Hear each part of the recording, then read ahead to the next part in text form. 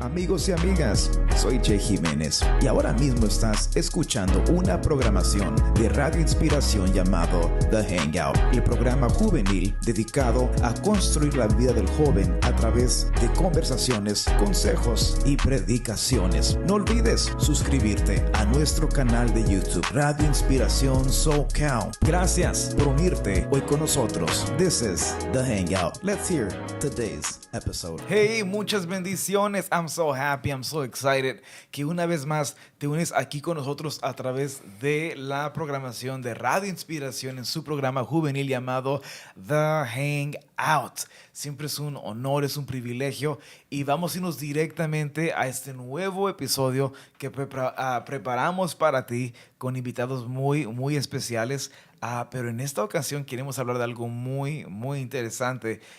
Queremos hablar sobre el enamoramiento, sobre el amor, sobre un corazón roto. Queremos hablar sobre las relaciones en toda su totalidad. Yo, we are in 2024. Estamos en el 2024. I believe there has not been a more difficult time to go into dating because, yo, guys don't want commitment. They don't want something serious. They're just playing. And this ain't no sport, right? You ain't going to win a championship, you know? So, so difficult, I would say, honestly, to date in 2024. So here's my first question. Y'all can take it however you guys want. Is it still worth it? I mean, I know it is. But is it worth it to date in 2024? 100%. Oh, come on. Easily. We got one brave brother. I feel like it's definitely difficult. It's a much more challenging field now, I feel. But with God's grace more than anything, you know, and just trusting in God's in God's will, you know. I got lucky and you know, and found somebody that you could build something together. Wow, although like you know could be different for a lot of other younger folk, but I give all the glory to God 100% easily. When you focus on being a blessing to the community, to the church, you know, and I felt like I even landed in my church just kind of out of nowhere, kind of just so out of place, right, Ceci? It was just kind of like I didn't think what happened, and then it was just kind of everything unfolded on its own, and of course there was a lot of hardships, and that's what we're going to dive deep into, but in the end, everything just worked out by itself, and it was all God, and it still does work out by itself, you know, even now that I'm married, it all just works out by itself, and that's kind of like, it's made me realize how necessary it is to trust in the Lord. Trust in God's timing. Trust in the process of developing your own person so that you can love somebody else as well, you know? I guess that's some of the first steps, right? Is having the confidence to be like, okay, you know what? I have God in my heart. I have God's love in me. And then now how do I translate that to somebody else? You right? Because that's what you're looking for, right? You want your mutual love and understanding, have great experiences with somebody else, you know, and be able to do all those things. I felt like probably the hardest part, right, and for me at the time before Leslie came around, you know, is trusting in God and having the confidence in myself. Am I at the place that I need to be? Are things that I've achieved, are they enough? You know, because I feel like that was a couple things that I did have. I had a long list of things where I was like, I'm not going to get married until I have these things done. Wow. Okay. You know what I'm saying? Wow. I'm sure a lot of people I think that way. That's good though, because like you put goals first, right? Of course, yeah. I put goals first, and I tried my best to do them. And I'll be honest with you, I mean... Did you do all of them or no? No, absolutely not. Okay. No. That's where the trust comes in, because I was like, I said, you know what, like, I won't do these things, I won't get married until I have these things done. But then you saw Leslie and you were like, Jesus Christ. And then Leslie told me one day, and she said, if you have this list and you say you want to get them done before we get married, you'll never get them done. There won't ever be an opportunity for you to be, of course, but jokingly, but it made me realize that I was like, you know what, like, if I take this step, then maybe I'll be able to achieve it with her. You know what I'm saying? I like that. Yeah. I like that because, like, in our culture right now, and, like, don't get me wrong, I feel like us men, we should have something stable first, right? To, like, offer in a way. But there's nothing better than building something together because you both bring something to the table. And right now, even when it comes to relationships, it's like me. Yeah. So it's like very like self-centered, muy egoísta. And, at the end, what we want is our own well-being. And so when we're talking about a marriage, that's crazy right there because it's number one, living surrendered and serving each other. Like when she's cute and when she's not, when he's nice and when he's not. Like 100%. it's an unconditional love that I believe that only God can give you and put in you, right? You see all sides of your partner, once you start, living with each other, and it's like you see everything, I was There's like, no I hiding. said yes to you in the good and the bad, but I didn't know that in the bad you guys exactly. There's you got just this angry. The anger, all the feelings, the whole range of emotions, but it really is just it's God influencing you to make the choice on a daily basis. You're like, you know what, this is a love that I choose, and I feel like we went from like relationships to marriage like 100%, like 0 to 100 real quick. How to get married in one day. But at least I guess kind of stepping back to when we were just starting, really, it's more. I've had a lot of self-conflict. I feel that's like the main thing that I feel like kind of made me worry, and made me like not so kind of like just worry of my steps on how I was gonna take what direction I was gonna take in terms of like, okay, like how am I gonna enter this relationship because she's the pastor's daughter, You know what I'm saying? You're the pastor's daughter. Okay, wait, right? like from like your guys' church? Yeah. Really? Wow. Okay. Wow. But okay, so like right, I was leading with my own difficulties. Yeah. Of course. In terms of sin, in terms of bad habits, in terms of career, in terms of what do I have? Like you said, what do we have to offer on the table? And then just like taking it broader, the like what kind of like I know I battled through sin and drug abuse and stuff like that. But like there's just so many other things that like. How do we narrow it down specifically to what this new generation, right? I'm part of I was 99, right? Ceci, we're older. Oh yeah, right? no, you're. But yeah, these dude. younger kids, like I think of like teenagers. Teenagers. Teenagers. They're gonna be battling different, I'm sure similar experiences to what my generation is going through. But I guess like I put myself in like the high schoolers that we know at church. Like what kind of relationships are they having right now?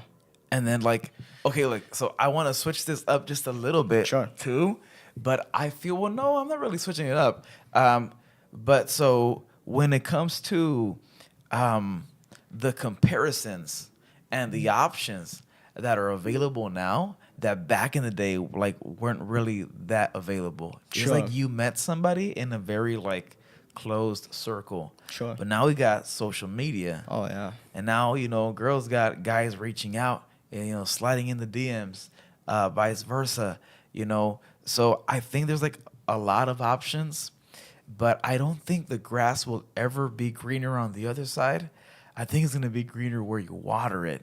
So you got to find somebody, because I'm hearing your story and it's like, okay, you found a partner that regardless of your habits, of the things you still have to get together, you found a partner that was willing to stay in the season where you were becoming a better version of yourself. Oh yeah. And that's what I feel that people don't have nowadays. Is like they examine you. Oh, I don't like that. Like and they yes, just dip out, yeah. And they just dip out. That's not love. That's not. Now I'm not saying like settle for less and be with like a crazy hippie. I mean, with all respect to hippies, But what I'm saying is like love is kind. Oh, of course. Love Patient. is patient. Of course. And that means, man, I love you so much that I believe in you, and I know you can be better, and I'm gonna stay. Now you said something. You said y'all almost broke each other's heart. Oh. Or there was There's what plenty. happened? That's a great point. You know, we had so many sit down conversations. Come on. So many sit down conversations in which we both kind of exhorted each other, and we're like, "This is where you're failing, and this is where we need to improve." And points of where, you know, doubt did come in, but how are we gonna go like overcome that, or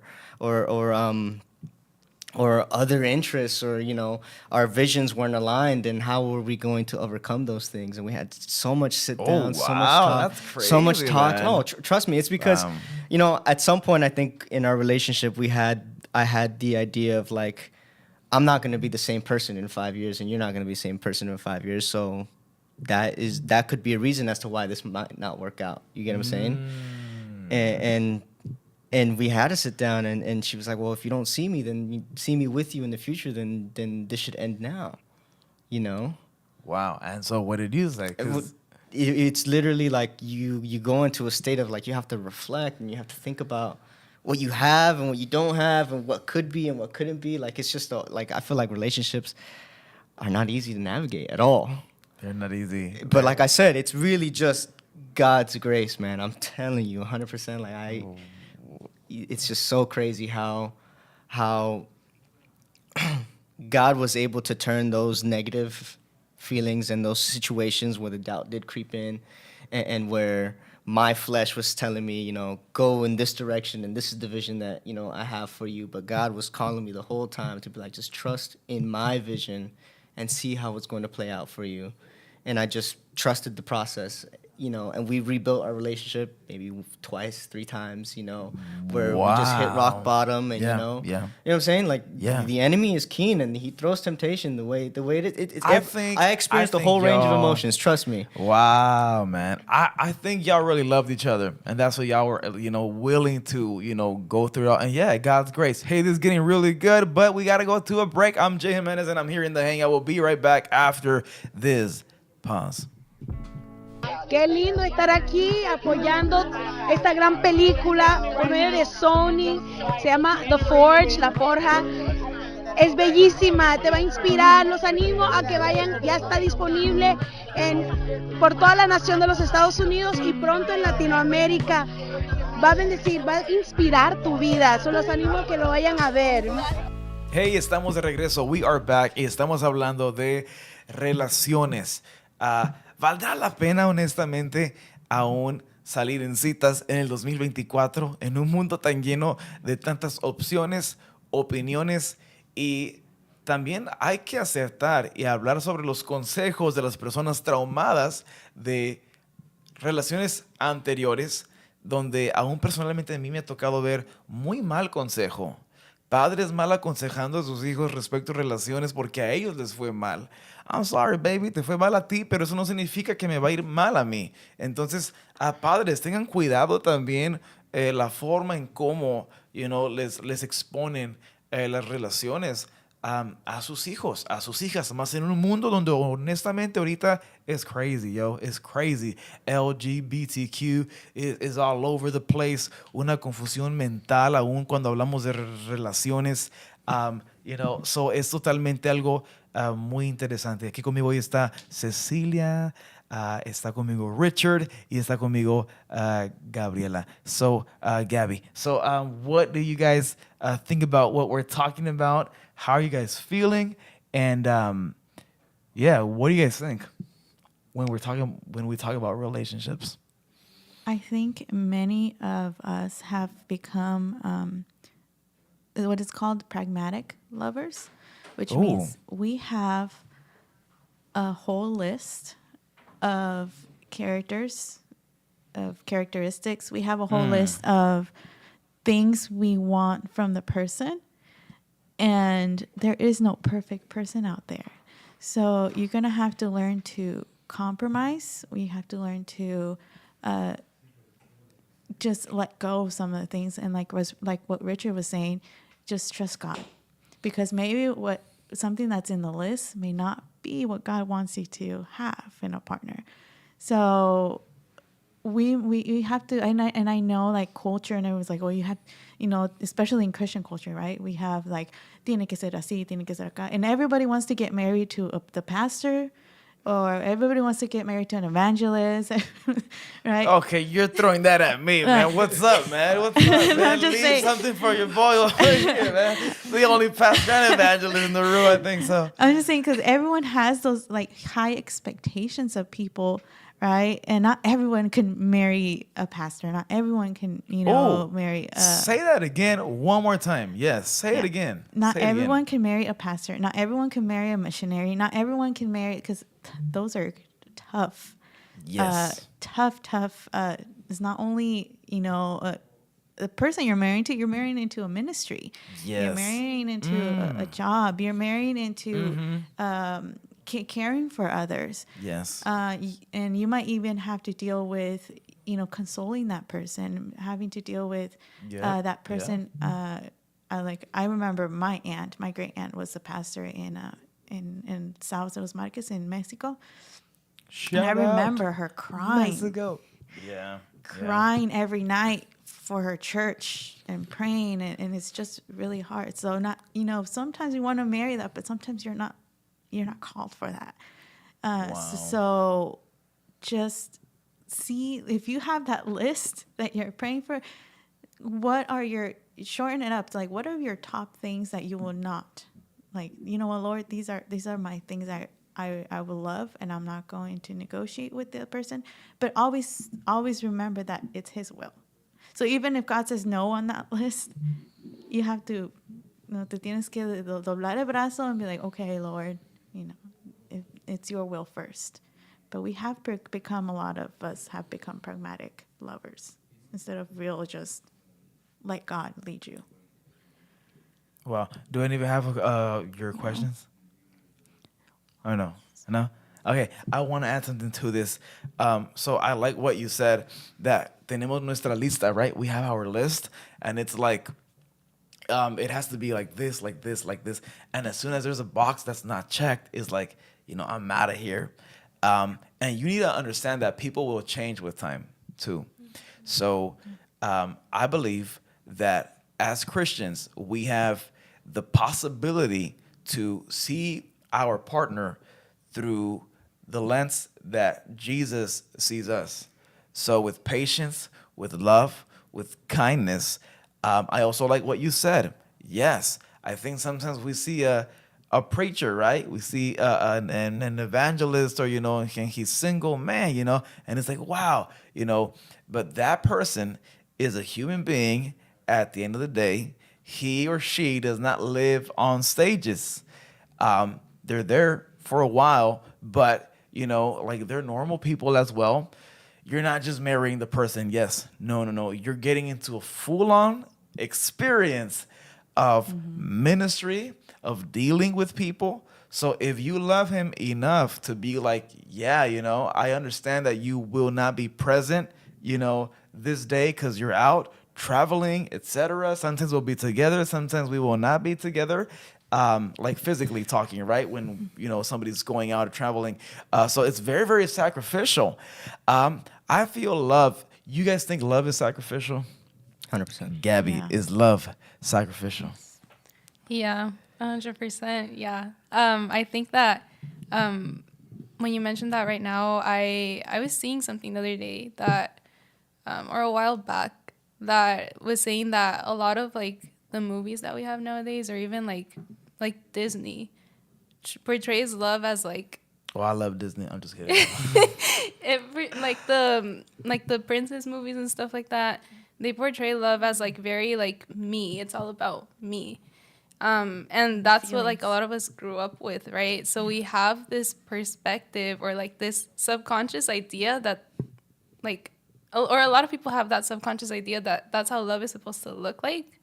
And it's concerning for like the little kids, especially, that don't have guidance, because then they grow up thinking, well, if I'm going to go into a relationship, then it's going to be all about me. And then when your needs are like, or when you're not satisfied, you're automatically like, okay, I'm out. I'm out. I think being in a relationship, like, okay, there has to be a purpose. There has to be a purpose. Even in a marriage, there has to be a purpose, because sometimes you're not going to want to see the person. Y'all are going to have an argument about the most silliest thing. And what's going to keep both of you together is going to be the purpose, because both of you are as committed to God first and foremost, and as passionate as the gift, the calling he gave you both, that you're like, okay, like there's a time and a place for everything. I have a question. Sure. I have a question. So, what are some red flags, right, that I should immediately, just like, do I stay and I wait for this person to be better, or me impaciento and I leave, or am I doing a wise decision, in leaving when I see these red flags? Because I've always said it. Let's not make out of red flags Six Flags. It's not gonna be fun. Well, I got a few, and this is just warning for those, because I've worked with domestic violence. Oh yeah. Oh man. And going off with what Gabby was saying, a lot of our teens and a lot of the girls that I worked with, I think I only worked with one person that actually did, actually hit their wife. But with the girls, what I've seen is they always want that Prince Charming. They always want the hero, right? And so they're going through stuff at home, and then they think that this guy is going to save them, and you can't. No guy's gonna save you. No guy's gonna. No man. That job's Jesus. already taken. That's Jesus. Yeah, that job's taken.